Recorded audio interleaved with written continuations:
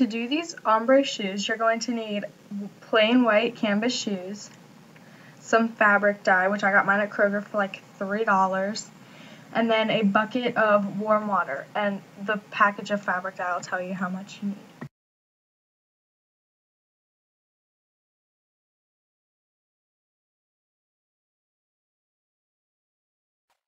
The first thing that I did with mine was I took paper towels and dipped them in the hot water, and I rubbed it along the sides of the shoes so they were wet, because when you do that, the dye stays on them better.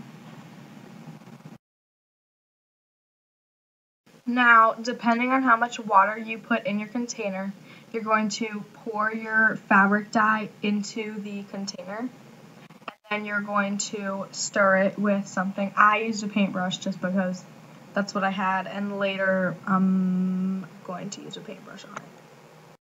Next, you're going to add the salt that you should add for the amount of fabric dye and water that you had. So you can read on your container how much salt you needed, and then you should stir it up real good. Now you're actually going to put the shoe in the dye. You should put both of the shoes in together next to each other so they're even. Put them in about halfway and hold them there for 10 minutes. Once that 10 minutes is up, you can pull them out a little more so there's like half of the toe in them, the dye. And then after another 10 minutes of holding them, pull them up a little more again so just the tip is in the dye, and do that for 10 minutes. So this is what they should look like when you're almost finished. Now all I had left to do is the toe, and I found that it was a lot easier to stand up when you do the toe. But then once you're finished with the toe, you should move to some grass or somewhere you don't mind getting a little dye, because you could spill or something. Now I'm going to take a paintbrush, and I'm going to use it just to make the fade from blue to white a lot less abrupt. Pretty much all you're going to do is take the paintbrush and put it in the dye and just kind of slide it on the side of the shoe. But you don't want to take it too far because you want there to be some white in the back. You just want to make it fade from blue to white a lot better.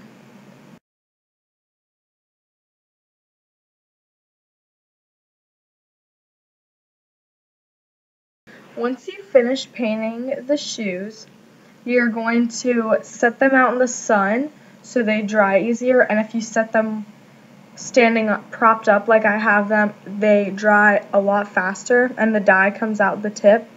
Now you can see on them it looks like there's black spots that are all weird. That's not actually going to look like that. Once I rinse and dry them, I'm not sure why exactly they look like that. Once the shoes are dry-ish, you're going to take them and rinse them off completely. And then I wanted to speed up mine being finished, so we have a dryer rack. We put it in the dryer and I dried them, which worked out really good. And then they're finished. You have to put laces in, then you're done.